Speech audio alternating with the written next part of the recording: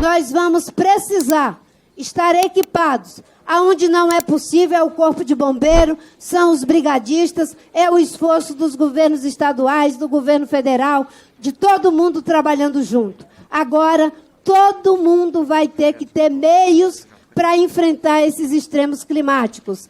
A mobilização foi feita e eu conversei com o governador Tarcísio, foi a primeira coisa que fiz foi ligar, ele pediu ajuda, foram ali 5 helicópteros, o KC-390, no primeiro dia tinha fumaça, no segundo dia ele operou, não é verdade que ele ficou parado, ele operou sim, e ajudou muito.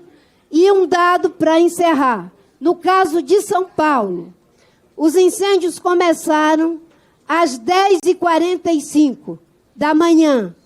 À 1h da tarde já tinha 17 municípios pegando fogo. Mais de 300 municípios foram ateados fogo no caso de São Paulo. E mais de 26 pessoas já foram presas, porque estavam ateando fogo de forma criminosa. E as investigações continuam. O esforço tem que ser aumentado, mas, obviamente, que a gente não pode dizer queime que o governo federal apaga, queime que o governo do estado apaga, queime que não sei quem apaga. Não. Em 24, a redução do orçamento do ICMBio, em 24, foi de quase 35%. O número de brigadistas foi reduzido em 25%. Eu pergunto, sustentado em quê? Que o governo tomou essa decisão desse corte orçamentário e também da redução dos brigadistas, são números oficiais. 65,7 milhões, num total de 178,4 milhões. O Congresso Nacional aprovou, do pedido orçamentário que fizemos, cerca de 98 milhões para o ICMBio, 13,8% menos do que o que nós solicitamos. Foi um corte feito pelo Congresso. A mesma coisa em relação ao IBAMA. Foi feito um corte aqui no Congresso de 4,6 milhões dos 61 milhões que nós havíamos pedido. O total ficou em 160 milhões para o ICMBio e o IBAMA, do montante que nós havíamos pedido. Houve uma redução aqui no Congresso de 18,4 milhões de reais. Após o esforço do governo federal, no semestre, porque obviamente que nós tínhamos nos planejado para os recursos que veio para o Congresso, nós conseguimos uma recuperação do orçamento do IBAMA e do ICMBio para esta finalidade, que em relação à questão dos incêndios, de 37,6 milhões. Isso é o esforço que nós fizemos. Além disso, de forma preventiva, nós trabalhamos já para a ideia de ter crédito extraordinário. Mas crédito extraordinário a gente não consegue simplesmente porque a gente quer crédito extraordinário com uma lista de coisas.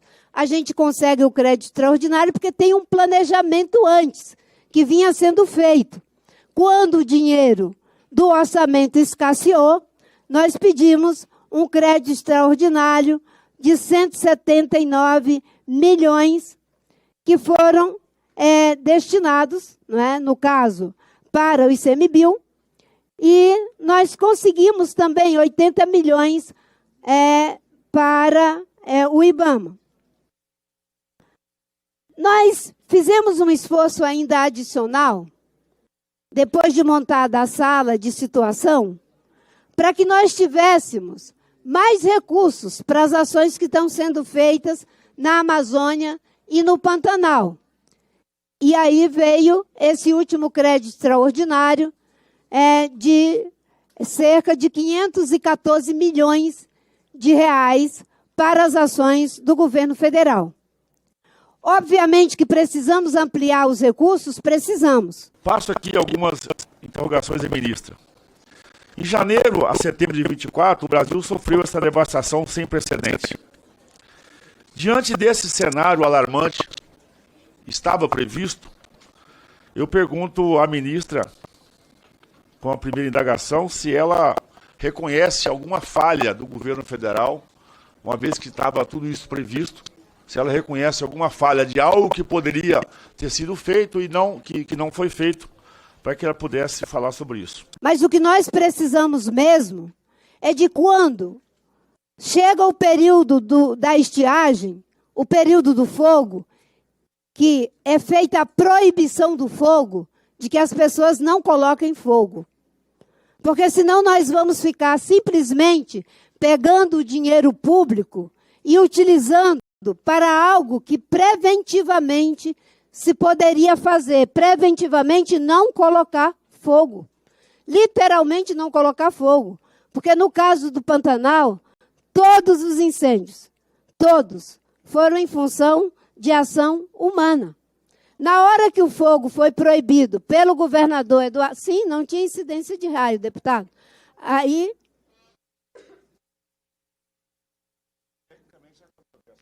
Não, mas... Então, teve incidência de raio nesse período passado? Não teve incidência de raio? Não é só raio que provoca fogo voluntário. Não é só... Foi com base no fato de que não teve incidência de raio. Quando não tem incidência de raio, foi em função de alguma ação humana.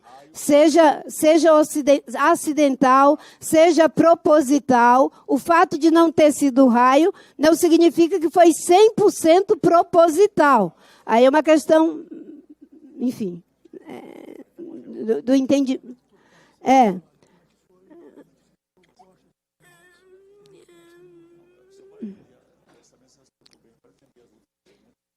Em relação a se o governo identifica que não foi suficientemente as ações que foram tomadas.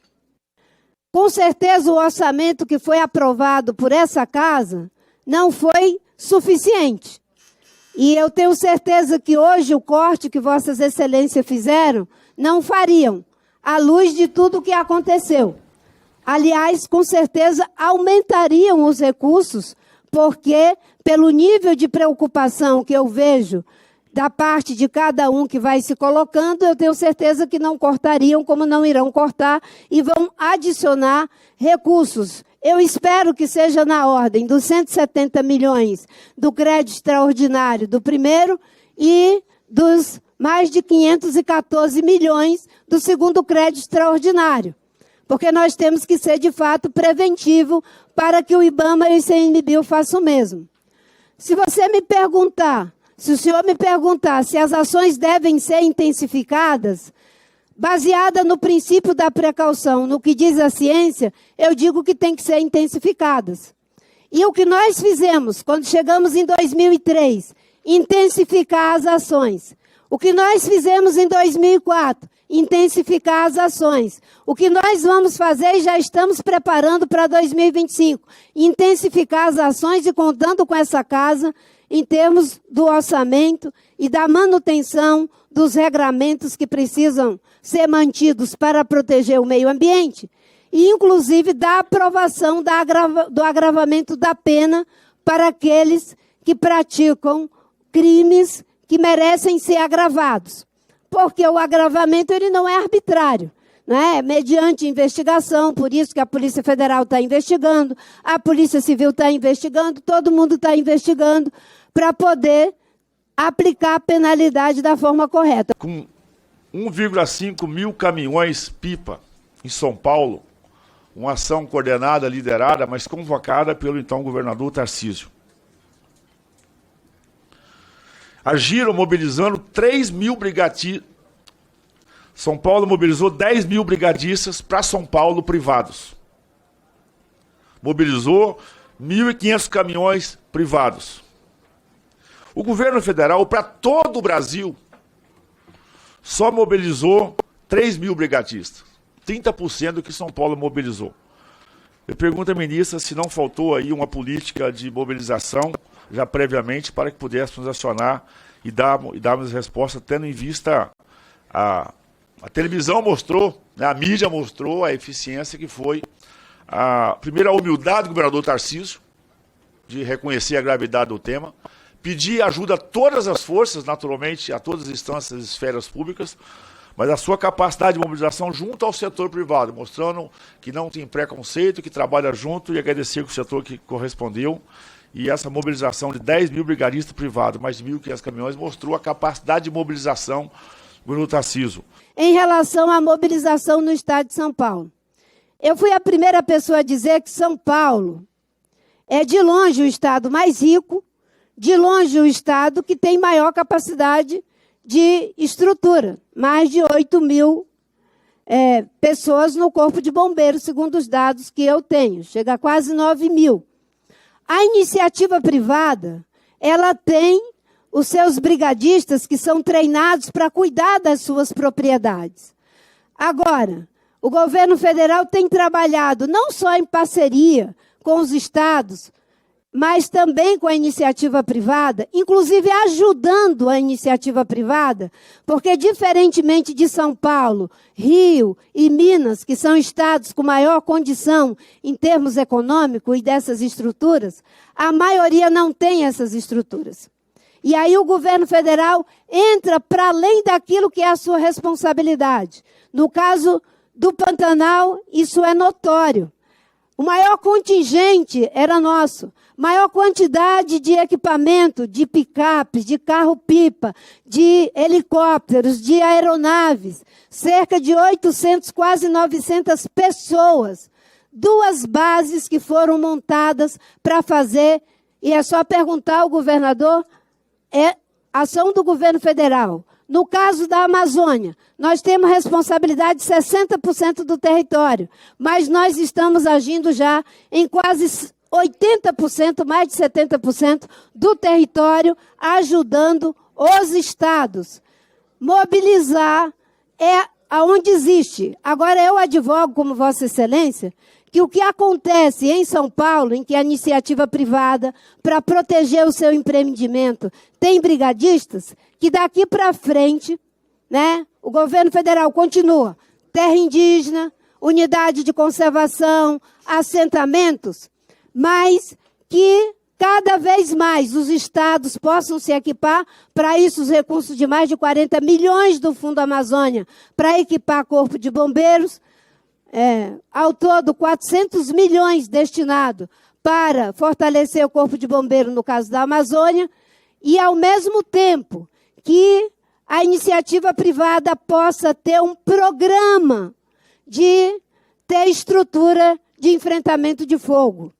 Aí eu acho que tem uma discussão que pode ser feita pensando o Banco da Amazônia. Eu não sei como poderia ser essa engenharia, mas o Banco da Amazônia poderia ter uma linha de crédito, de financiamento, com juros mais reduzidos, para que a gente tenha as empresas devidamente equipadas para fazer esse enfrentamento. Se você tem uma farmácia, você tem que ter um extintor de incêndio, você tem que ter ali as medidas, um hidrante para apagar o fogo. Nós conseguimos mais de 600 milhões de reais de recursos extraordinários. Por que que é importante o recurso extraordinário? Primeiro, porque nós estávamos numa situação de restrição fiscal. À medida em que você tem a situação de emergência, você pode extrapolar o teto de gasto, fazendo uma receita orçamentária extraordinária. Bem, dito isso, eu gostaria de dizer que nós conseguimos fazer, inclusive preventivamente, uma sala de situação para poder agir envolvendo mais de 20 ministérios, em articulação com os governos, um acordo de cooperação entre o governo federal com os 9 estados da Amazônia e os governos do Mato Grosso, e também um esforço de parceria com os governadores do Cerrado. Isso foi assinado no caso da Amazônia e no caso dos estados do Mato Grosso do Sul e do Mato Grosso, no dia 5 de junho, que foi o Dia do Meio Ambiente. Esse acordo de cooperação, ele não vem por acaso, ele é fruto de um trabalho que foi feito desde o início de 2023. Uma parceria com os 70 municípios que mais desmatam, não só com ações de fiscalização, de comando e controle, que são fundamentais, em que aumentamos significativamente a capacidade de combate a ilícitos ambientais, mas também pela positiva, mais de 700 milhões para ações de regularização ambiental, ações de regularização fundiária, projeto de desenvolvimento sustentável, focando nos municípios que mais desmatam. Com essas ações, nós conseguimos, nesses municípios, que 70 municípios responsáveis por 48% do desmatamento da Amazônia, uma redução de 40%, 42% do desmatamento. Ou seja, tudo isso são ações preventivas. Agora, a gente pegou o desmatamento numa tendência de alta de mais de 50%. Nós não só freamos isso, mas o ano passado, quando você pega o período do governo do presidente Lula, uma queda de 50%. Esse ano, uma queda em cima dos 50%, de 45%. No caso do Cerrado, nós já estamos por 6 meses consecutivos com queda de desmatamento no Cerrado e também uma queda de desmatamento no Pantanal. Por que que eu estou dizendo isso? Porque nós, se não tivéssemos essa redução de desmatamento, a situação poderia ser incomparavelmente pior, porque um dos vetores é o incêndio em função das derrubadas. Agora você tem uma outra situação. Você tem a situação de pessoas que usam fogo para renovação de pastagem. E você tem situação de pessoas que, infelizmente, de forma criminosa, não estou me referindo a incêndios acidentais, de quem teve a sua propriedade afetada. Eu estou me referindo àqueles que, com intenção de queimar, colocaram fogo em área de floresta. E aí nós temos um fenômeno novo.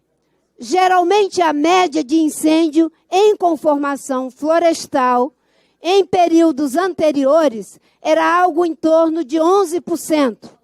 Agora, nós temos algo em torno de 32% de incêndio em conformação florestal. No caso da Amazônia, a floresta úmida não pega fogo. Ela pega fogo durante um período, mas a floresta consegue resistir, o fogo apaga. Em função do extremo climático, nós estamos vendo a floresta pegar fogo em função da perda, provavelmente a perda de umidade. Tudo isso leva a agravantes. Foi isso que fez com que o governo federal diminuísse o interstício de contratação de brigadistas, que antes era de 6 meses por obrigação de lei. O presidente Lula fez uma mudança na lei e baixou para 3 meses.